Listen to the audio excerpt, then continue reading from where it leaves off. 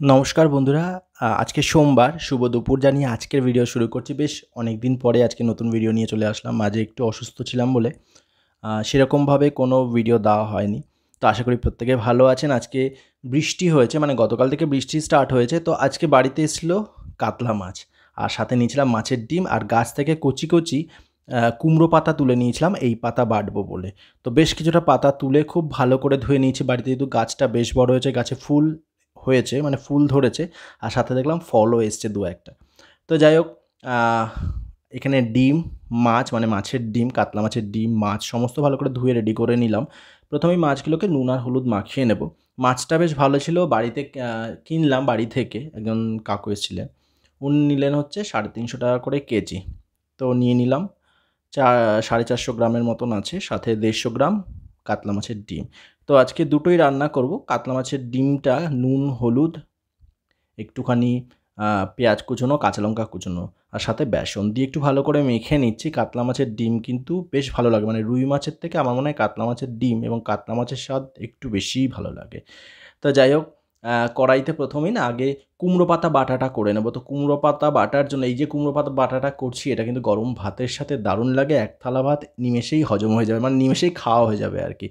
তো তেলের মধ্যে শুকনো লঙ্কা দিলাম, রসুন ফোড়ন দিলাম, গোটা কয়েকটা রসুন, মানে রসুনের কোয়া গোটা গোটা দিয়ে দিলাম, দুটো কাঁচা লঙ্কা দেবো, আর কুমড়ো পাতাগুলো দিয়ে দিলাম, কালো জিরে ফোড়ন দিয়েছি, সাথে নুন, হলুদ, একটুখানি চিনি। খুব ভালো করে এটাকে ভেজে নেব, সামান্য তেলেই ভাজছি, খুব ভালো করে ভেজে নিয়ে বেটে নেব। আর আপনার চাইলে তেলটা নাও দিতে পারেন, তেল দিলে না স্বাদ ভীষণ ভালো আসে। তেলটা চাইলে কিন্তু আগে ভেজে, মানে কড়াইতে নেড়ে চেড়ে বেটে নিয়ে খাওয়ার সময় দেওয়া যায়, কিন্তু আমি সেটা না করে কড়াইতে দিয়ে আগে ভেজে নিলাম। এবার একটু ঠান্ডা করে বেটে নেব। আর মাছগুলো প্রথমে ভেজে নিচ্ছি। এই যে কড়াইটা দেখতে পাচ্ছেন, এটা সেই কড়াইটা, যারা আমার ভিডিও প্রত্যেকদিন দেখেন, যে কড়াইটা আমি বলতাম ভিডিওতে যে মা রান্না করতেন, মা যখন রান্না করতে পারতেন। কড়াইটার দাম নাকি মাত্র 12 টাকা। অনেক বছর আগের কড়াই, এখন তো এটা 12 টাকা, মানে 12 টাকা কেজিতেও বিক্রি হবে নাকি ঠিক নেই। মানে যদি বিক্রি করা হয় আর কি।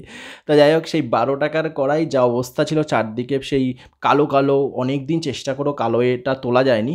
এবং সেদিনকে উম আমি ওই কাঁসা পেতল মাজার জন্য, মানে বাসন মাজার জন্য যে জিনিসটা পাওয়া যায়, সেটা আমি নিয়েছিলাম, পীতাম্বরী না কি বেশ বলে ওটাকে।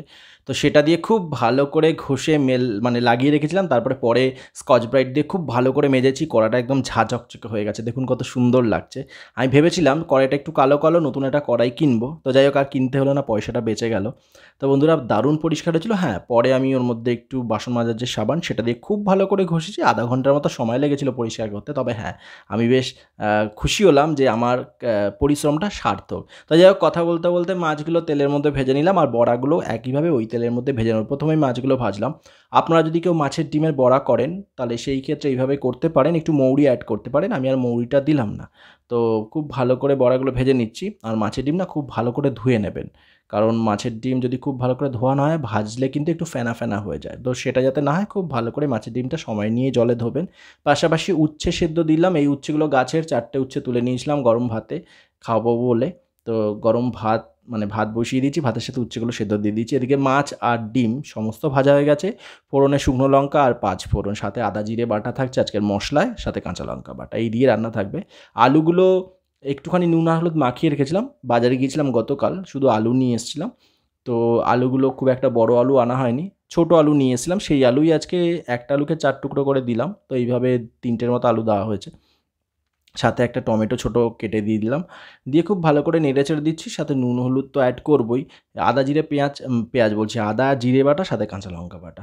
আপনারা চাইলে কিন্তু একটু গোলমরিচের গুঁড়ো নামানোর আগে, মানে ঝোলটা হয়ে গেলে যখন নামাবেন, তখন একটু অ্যাড করতে পারেন। আজকে আর ঘরে গোলমরিচের গুঁড়ো ছিল না, গোটা মরিচগুলো না, মানে গোটা গোলমরিচগুলো আর গুঁড়ো করা হয়নি।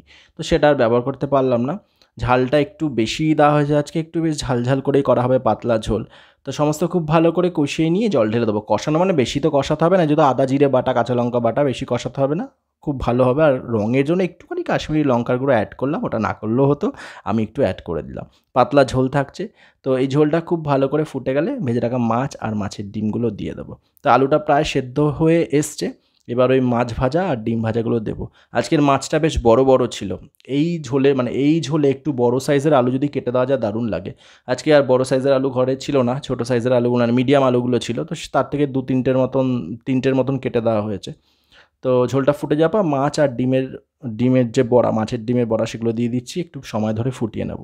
আর এদিকে কিন্তু পাশাপাশি পাতাটা আমি বাটিনি, কাকিমা যিনি আছেন সেই কাকিমাকে দিয়ে বাটিনি, মানে কাকিমাই বলল, কাকিমা তাহলে একটু বেটে দিন আপনি, আমার রান্নাটাও তাড়াতাড়ি হয়ে যাবে। তো কাকিমা বেটে দিয়েছে, আমি একসাথে পরে দেখাচ্ছি পাতা বাটাটা, মানে কুমড়ো পাতা বাটাটা।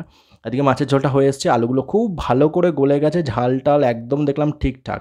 বাটিতে নামিয়ে নিলাম গরম গরম, দুপুরে খাওয়ার জন্য একদম তৈরি হয়ে গেল কাতলা মাছ। আর কাতলা মাছের ডিম দিয়ে, আলু দিয়ে পাতলা মাছের ঝোল, আদা জিরে বাটা দিয়ে, সাথে কাঁচা লঙ্কা বাটা, আর ফোড়নে একটা শুকনো লঙ্কা দিয়েছিলাম একটা সুন্দর গন্ধের জন্য। আর পাশাপাশি রইল হচ্ছে কুমড়ো পাতা বাটা, একদম কচি কুমড়ো পাতা, তাও আবার গাছের, আজকে উচ্ছেটাও গাছ থেকে তুলেছি, বাড়ির গাছের কুমড়ো। তো বেশ ভালো লাগে, নিজের বাড়ির গাছের জিনিসের স্বাদ কিন্তু অনেকটাই ভালো। আর কোনো সার আমি ব্যবহার করি না, তো টুকটাক টুকটাক যা হয় আর কি বাড়িতে। তো এটা দেখুন বাটা হয়ে গেছে, গরম ভাত দিয়ে কিন্তু দারুণ লাগবে, আর গরম ভাতের সাথে এটা হলে আর কিছু লাগবেও না। তো যাই হোক বন্ধুরা, আজকের এই রান্না কেমন লাগলো জানাতে বলবেন না। ভালো থাকবেন, সুস্থ থাকবেন, সাবধানে থাকবেন। আজকে এতটুকুই, খুব তাড়াতাড়ি দেখা যাচ্ছে নতুন পর্বে। টাটা।